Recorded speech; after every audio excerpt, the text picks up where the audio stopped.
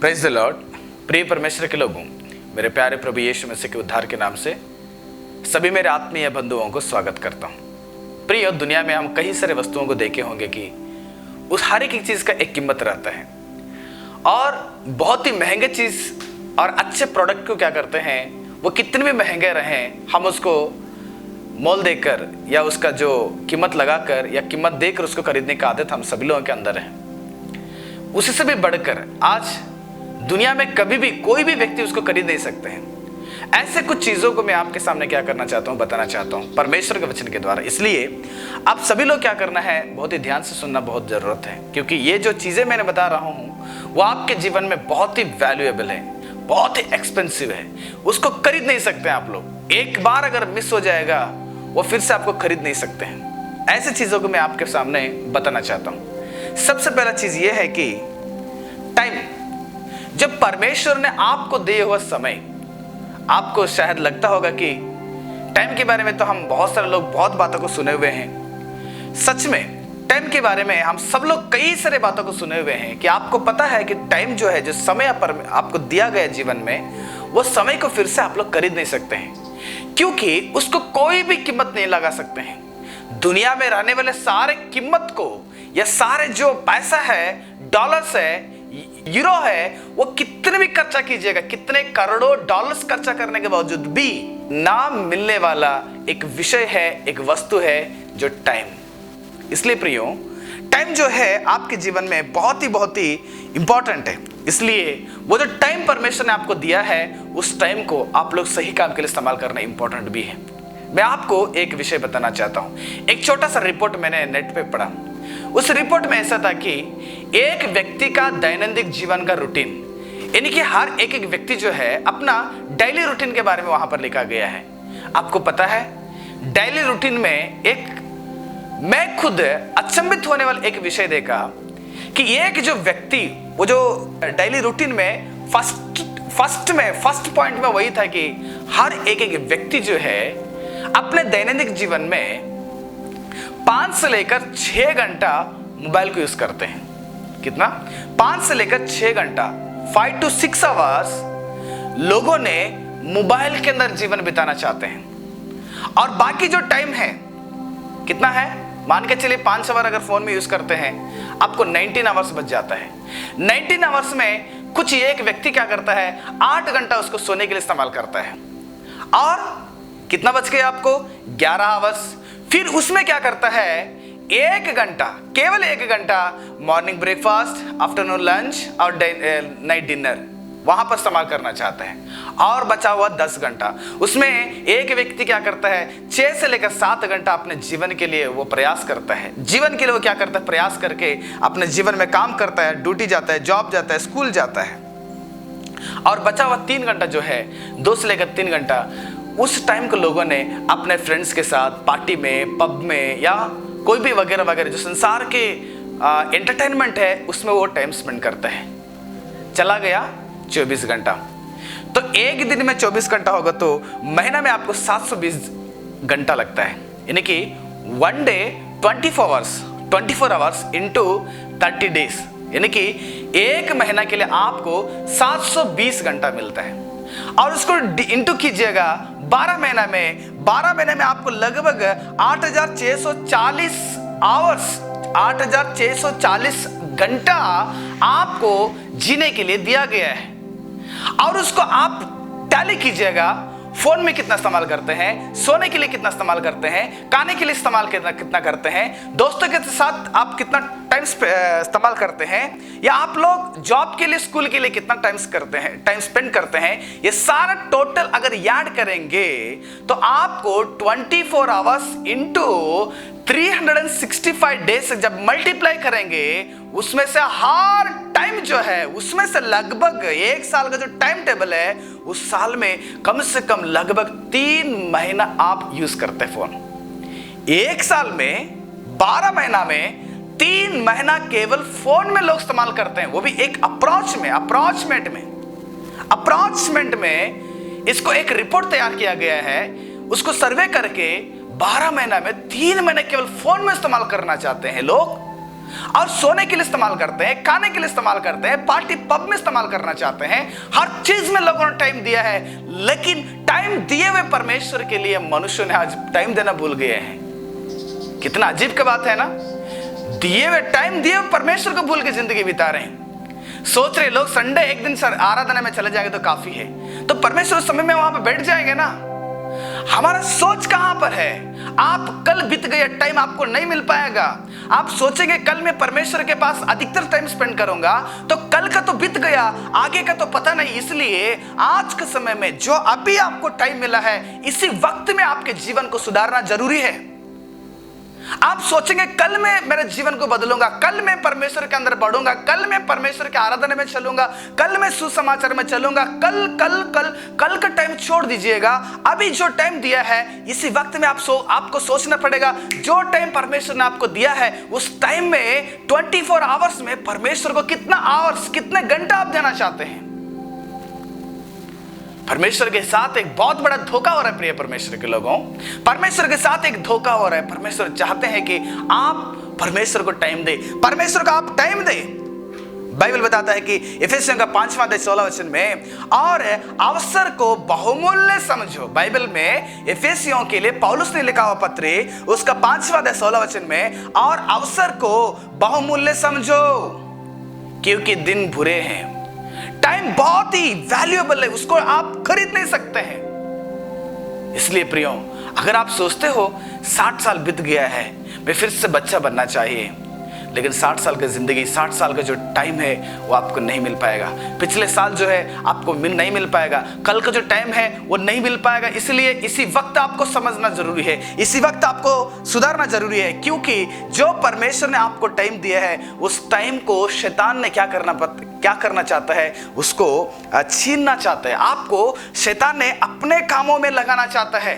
आप टाइम को भूल के परमेश्वर को ना दिए हुए संसार में उसको टाइम दिए। देखिएगा, एक व्यक्ति 5 से 6 घंटा फोन के लिए इस्तेमाल करता है, 8 घंटा नींद के लिए, 7 घंटा सोने के लिए, 1 घंटा खाने के लिए, फ्रेंड्स के साथ टाइम दे रहे हैं, हर चीज के लिए टाइम है, लेकिन परमेश्वर के साथ समय बिताने के लिए उसको टाइम नहीं है। कलीसिया के साथ टाइम बिताने के लिए उसको समय नहीं है, कलीसिया में आकर बैठने के लिए उसको टाइम नहीं है, या ऑनलाइन में प्रार्थना में बैठने के लिए टाइम नहीं है उसके पास। अगर ऐसा होगा, आपको समझना पड़ेगा, जो टाइम आपने एक दिन बीत गया, पिछले साल को आप बर्बाद कर चुके हैं, आप एक दिन पछताओगे। उस समय में ये जो टाइम आपने वेस्ट कर चुके हैं, वो टाइम आपके जीवन में नहीं मिलने वाला है। इसलिए शैतान ने तुम्हारे जीवन को इस्तेमाल करके गलत कामों में आपको इस्तेमाल करता है, गलत मार्गों में आपको इस्तेमाल करता है, गलत एक दोस्तों के साथ आपको टाइम बिताने के लिए कहता है, गलत काम के लिए संसार में टाइम को क्या करता है शैतान, आपके द्वारा वेस्ट करवाता है। इसलिए आप जागृत से रहना। आपको पहला परमेश्वर को टाइम दो, सुबह टाइम दो, दोपहर टाइम दो, संडे टाइम दे दो, प्रार्थना में टाइम दे दो, वचन पढ़ने में टाइम दे दो, प्रार्थना करने में टाइम दे दो, टाइम दो। परमेश्वर के साथ आपका संपर्क बनाइए, परमेश्वर के साथ एक संबंध बनाइए टाइम में। और तुम्हारी जिंदगी का दैनंदिन जीवन में जो जरूरी है ना, उस पर अधिकतर समय टाइम दे दीजिएगा।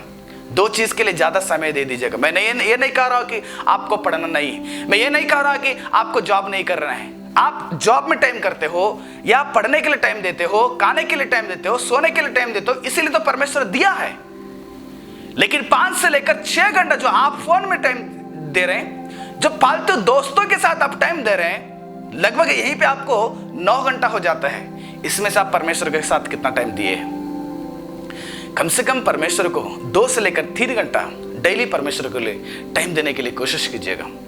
हम सब लोग हमारा कमाई में दशमांश देते हैं, हम सब लोग हमारे या खेती में दशमांश देते हैं, खेती में जो बीज बोते उसमें दशमांश देते हैं। हर चीज़ों में हम लोग कलीसिया के सेवकों को या कलीसिया के उन्नति के लिए हम दशमांश देते हैं। लेकिन परमेश्वर ने दिए हुआ 24 घंटा में आप परमेश्वर को दशमांश दिया है? सुबह उठकर पहले उस काम कीजिएगा, डेली आप परमेश्वर को उसमें दशमांश दे दीजिएगा। सच में परमेश्वर आपसे बहुत ही प्रसन्न रहेंगे और आपको बहुत ही आशीष करेंगे। प्रभु आपको आशीष करें। प्रियो, जीवन में टाइम जो है, जो अवसर जो है, समय है, वो बहुत ही कीमत है, और उस अवसर को आप सही काम के लिए इस्तेमाल करें। और दूसरी चीज ये है कि तुम्हारे जीवन में बहुत ही एक वैल्यूएबल, यानी कि बहुत ही कीमत चीज क्या है संसार में? संसार में अगर कीमत चीज है, एक टाइम होगा तो दूसरा क्या है पता है?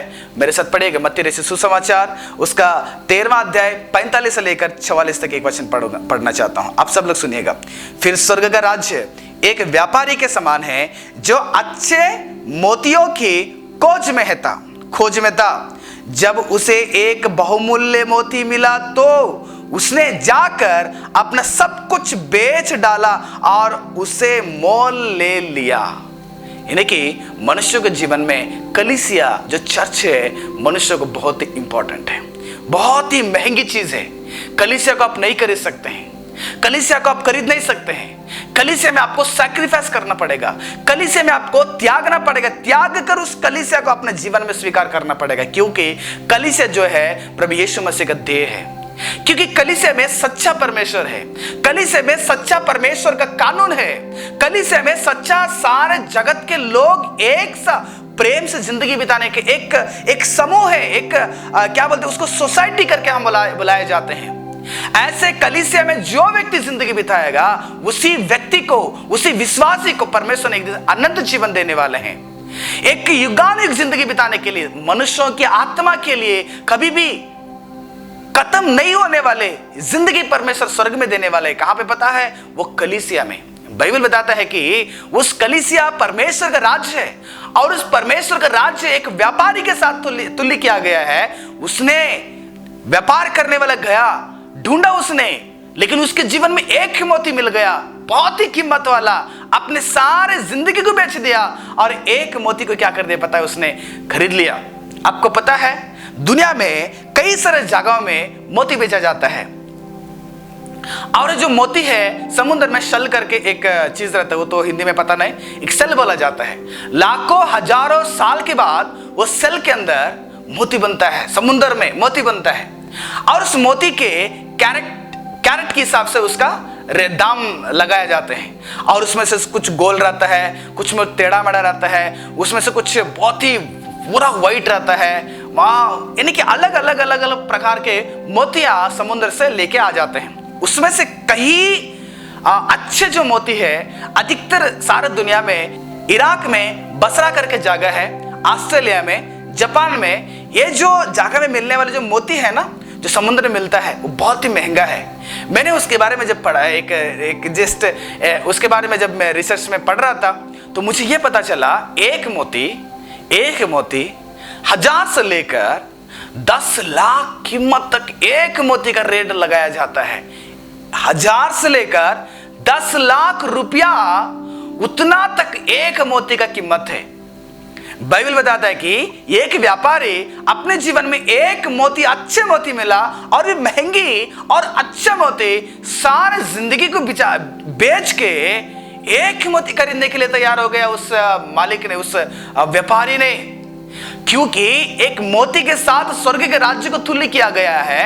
इसलिए कि मोती से भी बढ़कर कीमत लगाने वाले, मोती से भी बढ़कर एक वैल्यू लगाने वाला अगर दुनिया में अगर कुछ है तो वो स्वर्ग के राज्य है। दुनिया में मोती से भी बढ़कर स्वर्ग का राज्य है, परमेश्वर का राज्य। उस परमेश्वर के राज्य में जो भी प्रवेश करने वाले हैं, उस स्वर्ग के राज्य को जो भी अपने जीवन में हासिल करने वाले हैं, उस स्वर्ग के राज्य यानी कि कलीसिया चर्च जो होता है उसमें उस मनुष्य को परमेश्वर क्या करने वाले हैं? एक बहुत ही बढ़िया एक जिंदगी देने वाले हैं। इसलिए प्रिय परमेश्वर के लोगों, हम सब लोग सोचते हैं कि हमारे बच्चों को अच्छे कॉलेज में एडमिशन होना चाहिए, एक अच्छे यूनिवर्सिटी में एडमिशन होना चाहिए। इसलिए हम लोग सोचते हैं कि भविष्य में मेरा बेटा का एजुकेशन अच्छा रहे, भविष्य में मेरा बेटा को अच्छे जगह में जॉब मिले, यही सोचते हैं ना हम सब लोग। इसलिए हमारे शहर में जो टॉप कॉलेज है, जो टॉप स्कूल है, जो टॉप यूनिवर्सिटी है, वहां पर हम पढ़ाना चाहते हैं, क्योंकि भविष्य मेरे बच्चे का सही रहे। इतना सोचने वाले, इतना शरीर की जिंदगी के सोचने वाले, 60-70 की जिंदगी में एक पैसा कमाना है, घर बनाना है, गाड़ी खरीदना है, एक सोसाइटी में एक लग्जरी लाइफ बिताना चाहिए, इसलिए फ्यूचर में इसको कोई भी समस्या नहीं रहना है करके एजुकेशन के लिए आप लोग अच्छे स्कूल को देख के अपना बच्चों के भविष्य के लिए एडमिशन करवाते हैं। कि मनुष्यों को आप एडमिशन तो करते हो, लेकिन जो व्यक्ति उस शरीर के अंदर है उस आत्मा को आप कहां पर एडमिशन किए हैं? मनुष्यों ने अपने आत्मा को नरक में एडमिशन कर रहे हैं, नरक की ओर लेके जा रहे हैं, परमेश्वर के विरोधी होकर जिंदगी बिता रहे हैं। ऐसी जिंदगी मनुष्य को जरूरत नहीं। इसलिए यीशु मसीह ने संसार में आया, एक स्वर्ग के राज्य को क्या कर दिया, संसार में स्थापन किया। क्योंकि स्वर्ग का राज्य एक दो दिन का नहीं है, वो करोड़ों सालों से परमेश्वर ने नियुक्त करके रखे थे, यीशु मसीह के द्वारा ही उसको स्थापन करें। और यीशु मसीह ने आकर यीशु मसीह के चेलों के द्वारा उसको स्थापन किया। आज भी उस कलीसिया है, आज भी उस चर्च जो है वो स्प्रेड हो रहे सारे दुनिया के अंदर, यीशु मसीह को अपने जीवन में राजा बनाकर अब उस कलीसिया में क्या करें, एक सदस्य बनकर जिंदगी बिता रहे हैं। बहुत ही खूबसूरत जीवन। एक विश्वास है कि मैं इस संसार को छोड़ के जाऊंगा, क्योंकि मेरा तो एडमिशन हो गया, मेरा तो स्वर्ग के लिए एडमिशन हो गया, मैं सीधा स्वर्ग में चला जाऊंगा। स्वर्ग के एक कानून यहाँ पर बाइबल है, उसके अंदर परमेश्वर के बारे में पढ़ते हैं, ध्यान करते हैं, और आने वाले दिन में उस स्वर्ग जाने के लिए वो जरूर अपना जीवन में एक बहुत बड़े विश्वास के साथ जिंदगी बिता रहे हैं। इसलिए प्रियो, दुनिया में अगर ऐसे कीमत चीज है, उसको खरीदने के लिए कोशिश कीजिएगा, उसको अपने जीवन में हासिल करने के लिए कोशिश कीजिएगा। एक तो टाइम, और दूसरा जो तुम्हारे जीवन में बहुमूल्य है वो स्वर्ग का राज्य है, वो कलीसिया है। उसको उन्नति करने के लिए, उसको आप हासिल करने के लिए, उसके अंदर जीने के लिए आप तड़पते रहिएगा। सच में प्रभु यीशु मसीह आपके साथ रहेंगे। प्रिय, दुनिया में तीसरी चीज है कि बहुत ही कीमत लगाने वाले आयुब की किताब, आयुब के ग्रंथ 28वां अध्याय 12वां वचन में मैं पढ़ना चाहता हूं, सब लोग ध्यान से सुनिएगा। परंतु बुद्धि कहां मिलती है और समझ का स्थान कहां है, उसका मोल मनुष्यों को मालूम नहीं है। प्रियो, मनुष्य के जीवन में एक और विषय है जो बहुत ही कीमत है, उसको खरीद नहीं सकते हैं। वो चीज क्या है पता है? परमेश्वर का ज्ञान, परमेश्वर का बुद्धि। मनुष्य को इस संसार का बुद्धि है, मनुष्य को शैतान का ज्ञान से बढ़ रहे हैं। मनुष्य ने शैतान के ज्ञान से बढ़ रहे हैं, मनुष्य ने संसार के ज्ञान में बढ़ रहे हैं, लेकिन मनुष्य ने परमेश्वर ज्ञान में नहीं बढ़ रहे हैं। इसलिए परमेश्वर का वचन बताता है कि मनुष्य को परमेश्वर ज्ञान के बारे में पता नहीं, उसको समझ में नहीं, उसको मालूम नहीं कि परमेश्वर ज्ञान कहाँ मिल जाता है। क्योंकि परमेश्वर ज्ञान जो है मनुष्य के दैनंदिन जीवन में बहुत ही इंपॉर्टेंट है। आपको समझना पड़ेगा परमेश्वर ज्ञान क्यों जरूरी है। आप याकूब के पत्र में जाकर उसका 3रा अध्याय में 17 वचन जाके पढ़ेंगे तो, पर जो ज्ञान ऊपर से आता है वह पहले तो पवित्र होता है। यानी कि परमेश्वर के ज्ञान में रहने वाले सभी लोग एक पवित्र जीवन बिताना चाहते हैं। क्या अपने परिवार में आपने जिस परमेश्वर को अपने जिंदगी में अपना चुके हैं, क्या वह परमेश्वर पवित्र परमेश्वर है? जिस मार्ग में आप लोग जिंदगी बिताना चाहते हैं, एक बात सोचिएगा तुम लोग अपने ज्ञान से, क्या मैं परमेश्वर के ज्ञान से मैं पवित्र जगह में हूं, पवित्र काम में हूं, पवित्र बातों को करता हूं, पवित्र जिंदगी में मैं जिंदगी बिता रहा हूं, पवित्र लोगों के साथ मेरा संगति में है? आप कभी सोचे हैं? क्योंकि संसार के ज्ञान से हम लोग क्या कर रहे हैं, हमारा ज्यादा संपर्क लगा रहे हैं। प्रिय, तुम्हारे परिवार में तुम्हारे बच्चों को पालन पोषण करने के लिए परमेश्वर ज्ञान का जरूरी है। आपको अपने परिवार में तुम्हारे परिवार को सही रास्ते में लेके जाने के लिए परमेश्वर ज्ञान का बहुत ही आवश्यकता है। परमेश्वर ज्ञान को तुम्हारे जीवन में स्वागत करना है। परमेश्वर ज्ञान में आप क्या करना है, अपने जीवन को बढ़ाना चाहिए। क्योंकि परमेश्वर ज्ञान भी है संसार में, शैतान का ज्ञान भी है। शैतान का ज्ञान जो है वो आपको खत्म करेगा, थोड़ी साल ही रहेगा। आपका जब तक आपका शरीर रहेगा तब तक कि शैतान का ज्ञान आपको सहायता करता है, लेकिन परमेश्वर ज्ञान जो है मरने के बावजूद भी आपको अनंत जीवन के लिए वो इस्तेमाल हो जाता है। वो युगानुयुग है, उसका अंतिम नहीं होता है। परमेश्वर ज्ञान का अंतिम नहीं है। इसलिए तुम्हारे जीवन में परमेश्वर ज्ञान में बढ़िएगा। आखिर आप सोच सकते हैं कि परमेश्वर ज्ञान कहां से मिल जाता है। अगर आप समझना चाहते हैं, वही आयुब का 28 का 23 वचन में मैं पढ़ना चाहता हूं, देखिएगा। परमेश्वर उसका मार्ग समझता है और उसका स्थान उसको मालूम है। तब उसने मनुष्यों से कहा, देख, प्रभु का भय मानना यही बुद्धि और बुराई से दूर रहना यही समझ है। यानी कि परमेश्वर को डरना और बुराई से दूर रहना। संसार में क्या बुराई है, कौन सा लोग बुराई है, कौन सा व्यक्ति बुराई है, कौन सा चीज बुराई है जो सत्य नहीं है, जो झूठा है, उससे अगर मेरी जिंदगी अगर दूर रखेंगे, वो ज्ञान से है, वही ज्ञान है। आप परमेश्वर को डर की जिंदगी बिताते हैं, वही परमेश्वर के सामने ज्ञान है। और बाइबल बताता है कि परमेश्वर ज्ञान प्रभु यीशु मसीह है। जो व्यक्ति अपने जीवन में प्रभु यीशु मसीह को लेकर जिंदगी बिताता है, उसके जीवन में सच में स्वर्ग के ज्ञान से जिंदगी बिताने के लिए उसको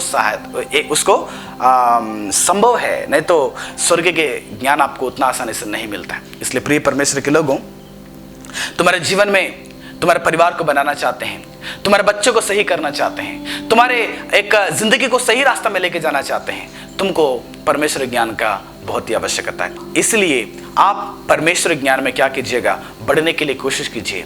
सच में परमेश्वर ज्ञान तुम्हारे परिवार के लिए, तुम्हारे व्यक्तिगत जीवन के लिए, तुम्हारे भविष्य के लिए बहुत ही वो मदद करता है। प्रभु आपको आशीष करें। फिर से मिलेंगे, तब तक अपने आत्मिक जीवित को बचा के रखिए।